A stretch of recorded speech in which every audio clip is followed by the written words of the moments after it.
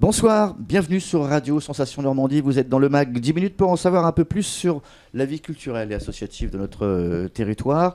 L'Intercom Bernay Terre de Normandie, aujourd'hui on s'intéresse au 19e Festival de la Marionnette. C'est du 9 au 14 juillet, ça se passe à Bernay, mais pas que. Du côté de Broglie, Brionne, Baranouche, Ménilhanouche et Orbec. On va en parler justement avec nos invités Pascal Ditch, Joël Gac et Jean-Marie Lefrançois. Messieurs et madame, bonsoir. Bonsoir. On vous avait reçu il y a quelques jours pour parler justement en ouverture de ce festival. On va continuer un peu le cheminement de ce bel événement, avec notamment la programmation, les compagnies qui viennent principalement donc, de l'Europe, de Belgique, des Pays-Bas, d'Italie, d'Espagne, etc. Et c'est Jean-Marie qui s'y colle. Les compagnies, elles sont choisies comment ? Est-ce qu'elles envoient comme un festival de cinéma, des maquettes, etc. Ou est-ce qu'on est obligé d'aller voir les festivals ailleurs ? Alors, on va effectivement voir des festivals ailleurs, comme vous dites, et on a cette déontologie qu'on se tient absolument à avoir vu chaque spectacle qu'on choisit. D'accord. Voilà, au moins à plusieurs. Donc, vous êtes parti à l'étranger toute l'année, vous ? Pratiquement, voilà, c'est ça. Donc, on se déplace sur le festival, sur des festivals. Cette année, on est allé au mois de septembre à Charleville-Mézières, qui est le festival mondial de la marionnette. Là, on fait un peu ses courses, en fait. Voilà, en quelque sorte, c'est ça. On fait ses courses, on fait un travail de programmation. On rencontre des compagnies, pour certaines qu'on connaît déjà, pour d'autres qu'on découvre. On y va ensemble, à plusieurs, on discute, on fait des choix. En général, on est assez unanime pour choisir des spectacles. Et à partir de là, on revient avec nos courses, effectivement.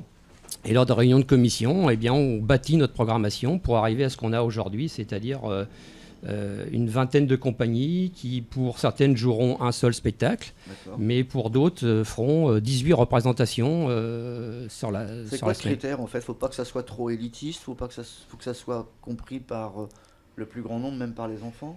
Alors, je dirais que le critère, c'est que ça nous plaise, en fait. Ouais. Voilà. Tout en tenant compte, effectivement, de ces critères-là, c'est-à-dire qu'on essaie de faire en sorte de varier la programmation, de pouvoir avoir des spectacles qui s'adressent à la fois aux tout petits, à partir de 6 mois, et puis aussi aux adultes, et que ça puisse répondre à une vraie programmation pour un vrai festival, puisqu'on a le titre de festival, donc on se doit de pouvoir offrir un large choix pour Est-ce que ça pour le public.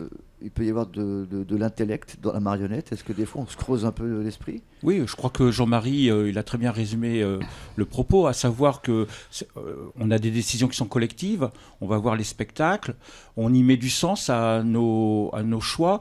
Alors c'est pas uniquement que faire les courses, parce que j'imagine les artistes qui nous écoutent tout de suite, voilà, c'est pas uniquement la commission. Il y a de très fortes relations humaines qui sont créées à ce moment-là, des rencontres très forte avec les artistes, qui nous permettent de mieux comprendre aussi le sens de leur travail, leur démarche artistique et intellectuelle, oui, tout à fait. Ouais. Parce que vous avez raison de le rappeler, le théâtre de marionnette, ce n'est pas que de l'amusement ou de l'animation, c'est vraiment du théâtre à part entière. J'en donne pour raison Don Quichotte, qui a été réalisé il n'y a pas très longtemps à la Comédie Française, il y a quelques années, qui est quand même le temple du théâtre, on va dire ça comme ça. Et on a vraiment... le théâtre de la marionnette, maintenant, on le voit dans toutes les programmations de théâtre, de grands théâtres, de petits théâtres. Et c'est vraiment... En plus, ils ont la formation de comédien, 9 fois sur 10.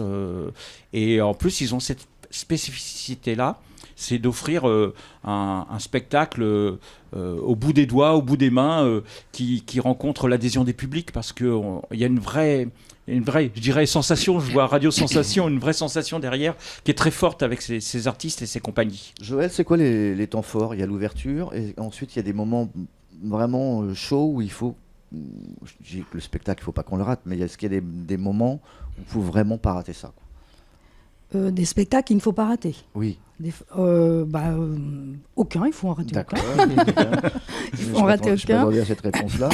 Est-ce qu'il y a une compagnie, etc., qui vous a ébahi cette année qu'il faut vraiment découvrir ? Pascal parlait de Don Quichotte tout à l'heure. Là, on a nous aussi un spectacle qui est une version revue et corrigée de Don Quichotte, qui à mon avis, il ne faut pas le manquer, qui jouera jeudi soir. On a la compagnie des Royal Marionnettes qui vient de Belgique, qui va nous faire un spectacle qui s'appelle La Porte du Diable, qu'on a choisi et qu'on a rencontré à Charleville Sarreville-Mézières. Ils jouaient dehors devant 400-500 personnes et ils ont fait un spectacle merveilleux. C'est pour ça qu'on a décidé de les faire venir. Il y a effectivement, comme disait Joël, il n'y a pas de spectacle à manquer. Il y a des choses qui sont étonnantes. On aura samedi toute la journée, toute l'après-midi, une compagnie qui vient de Hollande qui s'appelle Electric Circus, qui est un petit peu loin de la marionnette, mais qui présente des choses extraordinaires. Esthétiques. Je vous invite à venir voir sur la place Gustave Éon. Vous verrez, c'est assez surprenant.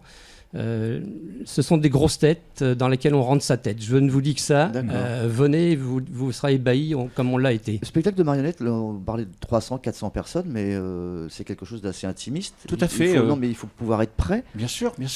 Alors, comme le disait Jean-Marie, on a un éventail de présentations de spectacles qui permet à la fois d'avoir ce côté intimiste, par exemple pour les enfants de 6 mois, où on va être dans une petite forme, un peu coton, qui va permettre de mettre tout le monde bien à l'aise.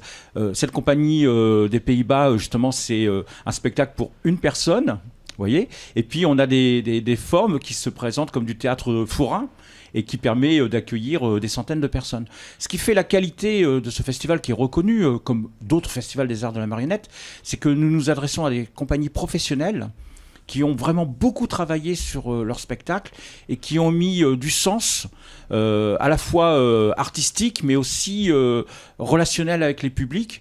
Et la marionnette, elle a quelque chose de vraiment particulier, c'est que toutes ces formes sont présentes. C'est-à-dire, on a les marottes, on a les marionnettes à fil, on a les marionnettes à tringles, on a aussi les marionnettes portées, on a le théâtre d'ombre, etc. C'est d'une grande richesse et c'est cet éventail qu'on veut présenter au public. Donc généralement, le public répond présent parce qu'il y a vraiment de quoi choisir. J'ai cru lire également que le festival avait besoin également d'un appel aux dons. Est-ce que ça veut dire que le festival, je vais ouvrir une parenthèse et la refermer ensuite, pourrait être en danger ? Alors, sur les questions financières, sur la participation financière, enfin le financement participatif, je laisserai Jean-Marie, développer un petit peu ce sujet-là. Nous, on a une tradition, dans notre association, c'est de ne pas mettre tous les œufs dans le même panier. C'est-à-dire qu'on sollicite les collectivités du territoire, puisqu'on s'adresse à plusieurs communes. On s'adresse aussi à des publics très différents, enfants, adultes, public empêché, c'est-à-dire public avec handicap, tout public, et donc on s'adresse à tous.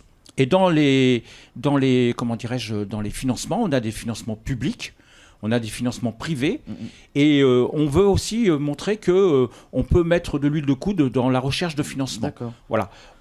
Oui, aujourd'hui, vous avez raison de dire que tout ce qui est événement culturel n'est peut-être pas en danger, mais est très fragilisé aujourd'hui par les difficultés à obtenir des financements.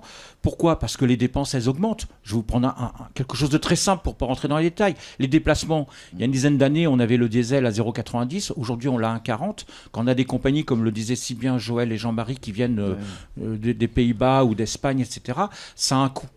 Et nous, on ne veut pas se priver de cette palette de spectacles qui est proposée et qui est vraiment européen. D'accord. Comment on fait alors, festival qui fait un appel aux dons, même si celui-là donc va se dérouler, on va avoir besoin peut-être de 3 000 euros, ça ? Oui, c'est ça, effectivement. Donc on a décidé de ne pas rester les deux pieds dans le même sabot. On a le soutien des collectivités locales, on est soutenu par la région, on est soutenu par le département, par les villes qui nous accueillent.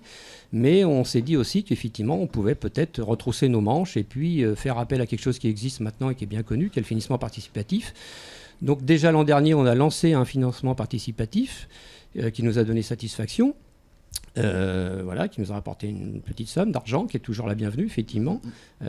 Et on a cette année à nouveau relancé un financement participatif auprès d'un site qui s'appelle Coméon, où chacun peut faire un don à partir de 10 euros. Et si on est 200 à faire un don de 10 euros, eh bien, je vous laisse faire le calcul. Mais ça permet de couvrir les frais d'une compagnie, ça permet de payer l'hébergement. Voilà. Et donc, ça permet aussi, pourquoi pas, d'assurer encore davantage de spectacles gratuits pour avoir encore plus de public. Voilà, je vous invite donc à aller sur le site de Coméon, de chercher 19e Festival de la Marionnette et faites un don suivant vos moyens. D'accord. Joël, c'est la fin. Déjà.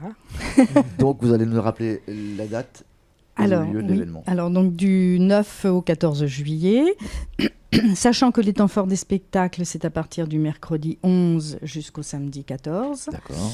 L'exposition de marionnettes à l'abbatiale, elle, commence le 9 juillet, du 9 au 14. Voilà, donc nous comptons sur votre présence à tous. Bien.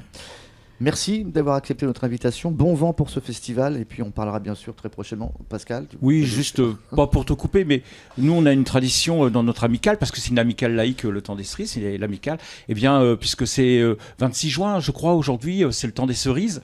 Donc, on voulait vous donner ça. Et puis, dire aux auditeurs, aux auditrices, qu'ils peuvent trouver le programme dans tous les offices de tourisme de la région et sur la page Facebook Festival de la Marionnette de Bernay. Merci à vous, Radio Sensation. Merci, bonsoir. Merci. Bonsoir.